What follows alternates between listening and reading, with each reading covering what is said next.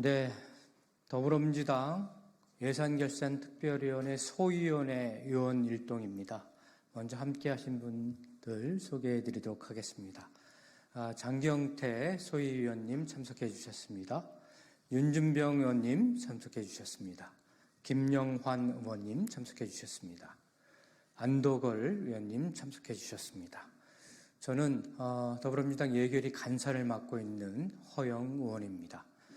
오늘 아침 최상목 기재부 장관이 더불어민주당의 예결위 삭감안에 대한 정부의 입장을 발표했습니다. 심히 왜곡되고 그리고 팩트에 기반하지 않고 정부의 일방적 주장이어서 유감입니다. 이에 대한 더불어민주당의 입장을 이 자리를 빌어서 말씀을 드리겠습니다. 본격적인 입장을 말씀드리기 전에 우리 예결위에서 정부의 예산안에 대해서 삭감을 할 때 삭감 기준 원칙에 대해서 말씀드리도록 하겠습니다. 먼저 특활비와 같이 정부의 지출 증빙이 없는 그러한 사업에 대해서는 일괄적으로 삭감 원칙을 적용을 했습니다.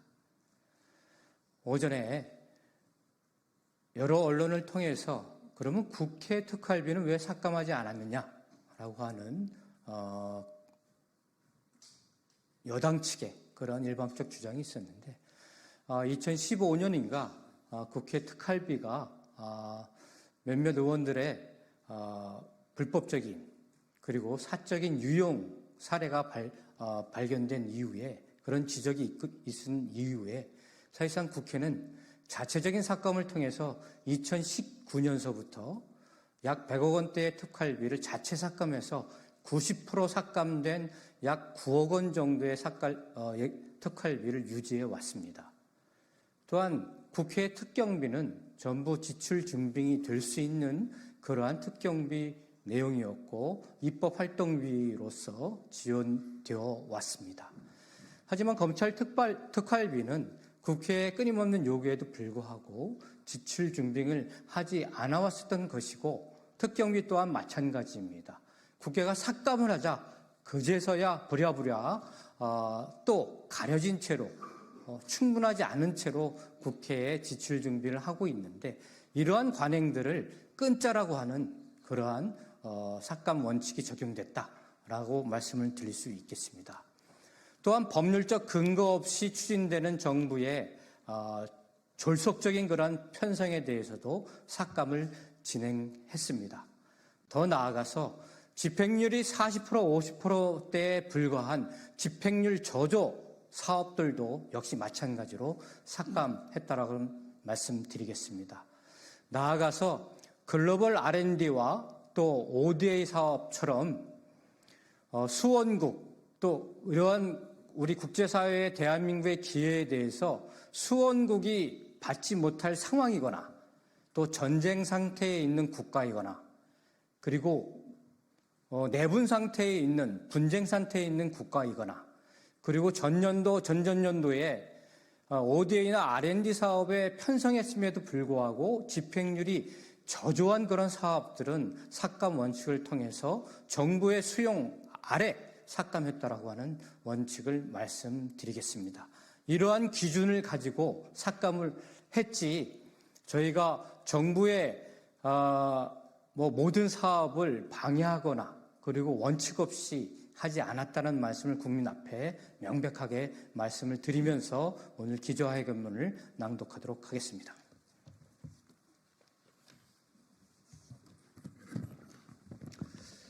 존경하는 국민 여러분, 정부는 오늘 예결위 전체회의를 통해 의결된 예산안으로 인해 대불확실성에 따른 우리 경제 리스크가 가중되고 글로벌 산업 경제 심화에 따른 적기 대처가 불가능하다고 비판했습니다. 아울러 ABB 감액으로 긴급한 산업 및 통상 변화에 대응이 어렵다고 지적합니다. 또한 정부는 예결위에서 예산안 협의를 이어나갔는데 민주당이 감액안을 일방적으로 처리했다고 주장합니다.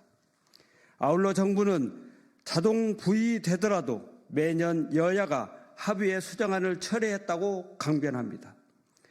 정부의 이런 근거 없는 주장에 어처구니가 없다는 말씀을 드립니다. 우선 당일 예산안 협의는 감액에 대한 심의였으며 증액에 대한 심의는 정부가 협조하지 않아 원활한 진행이 어려웠습니다. 그리고 그동안 기재부가 예산안 심의에 있어 감액 논의만 하고 증액 논의는 하지 않아 매년 불가피하게 정부안이 자동 부의됐던 것입니다. 기재부는 어디에도 명시되지 않은 감액 심사 후 증액 심사라는 방침을 수년째 고수하며 국회의 예산 심의를 방해해 왔습니다.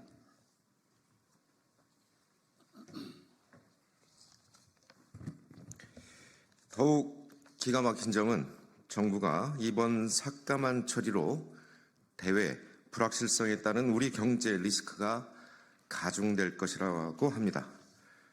그러나 감액 예산 규모 4.1조 원은 정부안 총 지출의 0.6%에 불과한 수준이며 감액 내용의 대부분은 구체적인 용처가 지정되지 않은 예비비 2.4조 원과 금리 인하 전망에 따른 국고채 이자 상환 0.5조 원이며 국민과 기업 피해는 관계가 없습니다.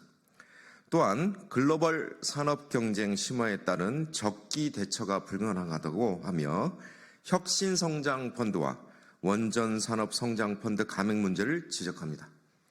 혁신성장펀드와 원전산업성장펀드는 재정의 비효율 제거를 위하여 상임위인 정무위원회에서 여야 간 합의를 통하여 감액이 이루어졌습니다.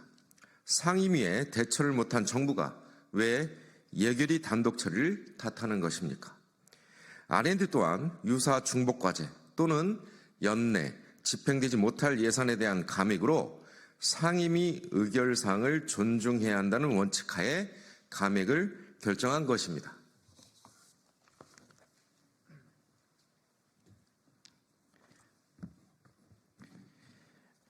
예비비 역시 통상 정부가 그동안 집행해온 규모가 한 1.4조 원 정도 됩니다.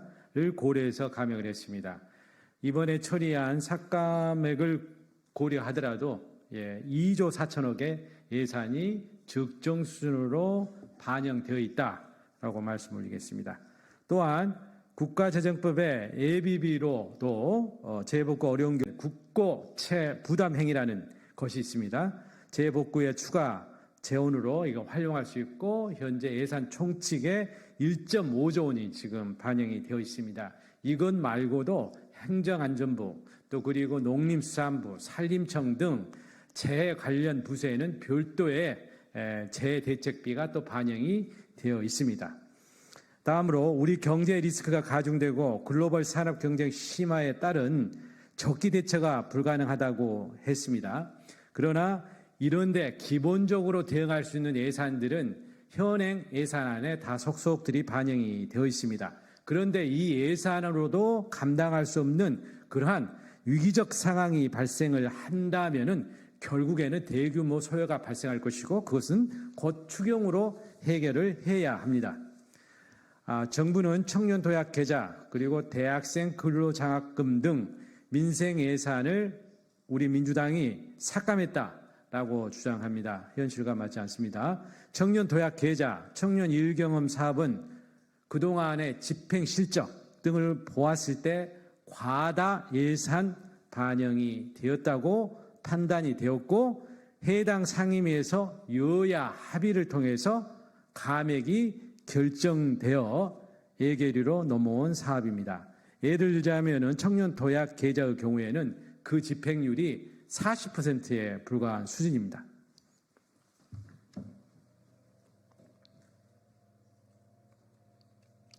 대학생 근로장학금과 저소득 아동 자산형성 사업도 사업계획 미비 등을 이유로 예결위 소위 심사에서 여야 간 감액에 합의한 사항들로서 야당이 단독으로 결정한 것이 아닙니다. 아이 돌봄과 의료개혁 예산도 집행 가능성을 고려하여 상임위에서 여야 합의를 통해 감액한 사항을 존중한 것입니다. 재난 대응을 위한 목적 예비비는 2024년 예산안 심사 시에도 여야 합의를 통해 0.8조 원을 감액한 바 있으며 예산 총칙에 근거하여 재복구를 위한 국고채무 부담 행위 1.5조 원도 활용이 가능합니다. 오늘 정부의 민주당 감액안 단독 통과에 대한 비판은 아전인수식 비판일 뿐입니다. 고작 검찰 특활비 때문에 정부와 여당은 모든 민생을 포기한 것과 다름없습니다. 정부는 감액안을 비판하기에 앞서 경제 활성화에 기반한 증액안을 먼저 제시하는 것이 순서일 것입니다. 야당을 향한 정치적 공세를 당장 멈추시길 바랍니다. 2024년 12월 2일 예산결산특별위원회 민주당 소위원회 일동. 그럼 이것으로 기자회견 마치겠습니다. 협조해 주신 또 경청해 주신 언론인 여러분 감사합니다.